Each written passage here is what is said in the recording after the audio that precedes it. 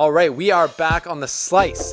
Paris Masters 1000. It's been going down this week. Lots of great action behind closed doors in Paris, indoor hard courts. Rafa's back wearing some pretty sweet purple threads, and everyone's looking good. So we're at the semifinals. We got Nadal, Zverev, Raonic, Medvedev. We're going to break those matchups down for you, how we got here in this episode of The Slice. So I don't have many bagels. Welcome to the slice. Welcome to the slice. Welcome to the slice.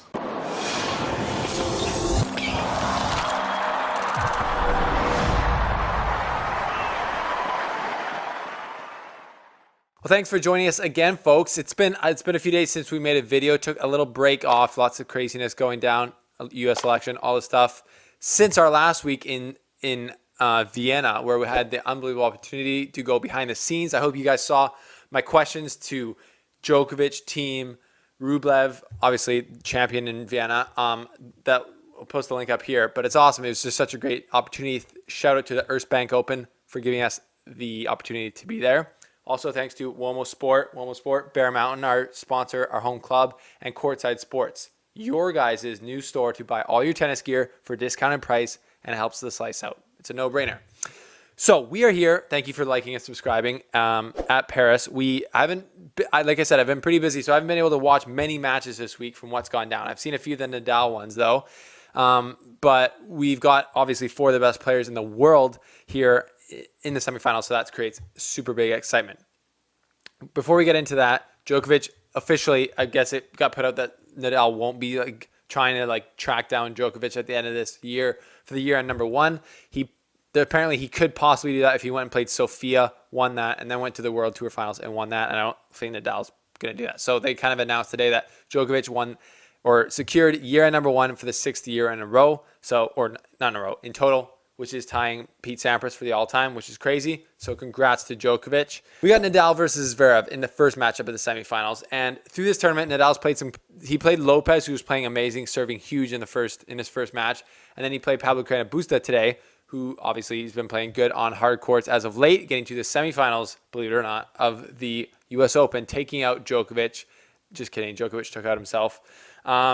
So that was a tricky challenge for Nadal today. And Nadal, he hasn't been looking dominant by any means in this tournament, but obviously transitioning back to hard court, he just wants his body to hold up and for him to play well.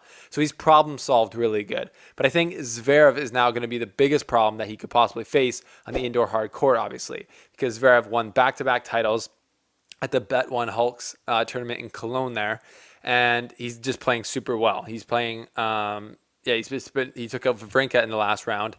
And he's probably the best player indoor on the hard courts right now. So in that battle, I think it's going to, Zverev's also beaten Nadal indoor hard courts at the end of last season.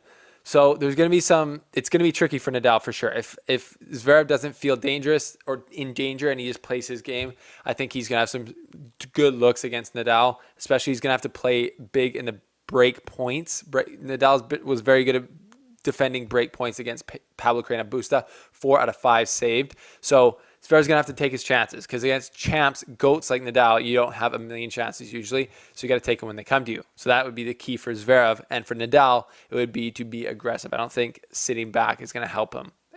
And these faster courts, he can obviously hit through them a bit better. So that's what he should do, I think. So we'll see. That's a very interesting match to watch. Can't wait for that one. And then we got friend of the show, Milos Raonic versus Medvedev. So as you know, Medvedev has not been having a good time since the U.S. Open. It has been a terrible run of form, some would say, an atrocious run of form. But he's back on the hard courts, which he obviously likes more than the clay. And he's gotten to the semifinals. He hasn't had the toughest route, but he's obviously playing well to get here. He actually took it to Schwartzman pretty hard today, so putting out some really nice tennis. So this matchup between Raonic and Medvedev is going to come down to styles. It's going to come down to what I asked Djokovic last week. It's who can assert their dominance on the match more. So Raonic, obviously, massive weapons. Love the guy. And he's going to want to come out and be obviously aggressive. And the way that he can be aggressive is if he just plays confidently. If he doesn't think about, is Medvedev going to get to this ball? I think if he can just keep coming forward, he's going to frustrate Medvedev because he's going to ace him a lot on these courts, and that's going to be a good thing. If Medvedev can get frustrated, I don't think he plays as well, obviously. Medvedev, if he can just obviously keep the rallies a bit longer and get return well when he has a racket on it, then and get Raonic on the back foot right away, that's going to pay dividends for him. So I just can't wait to see that match go down because the mismatch of styles. Zverev and Nadal is going to be a mismatch. It's going to be more of a duel than a mismatch of styles. So again, could you hope for better for semifinalists? I don't think you could at the tournament in Paris.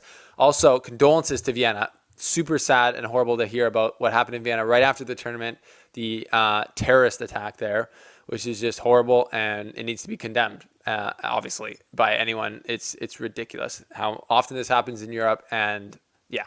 So thoughts and prayers go out to the people in Vienna. Don't want to end the video on a sad note. These matches are going to be awesome in Paris, and who are your predictions for the final? I think I've got Nadal coming through. I'm picking Nadal. I don't know. That's actually a toss. Brain says Nadal. Heart also says I love Nadal.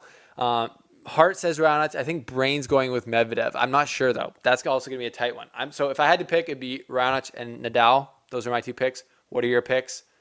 Don't have any money on it because it's way too close. Shout out to our sponsors. Thank you for being here with us. Check out the links below. Also, like and subscribe the video. It helps us.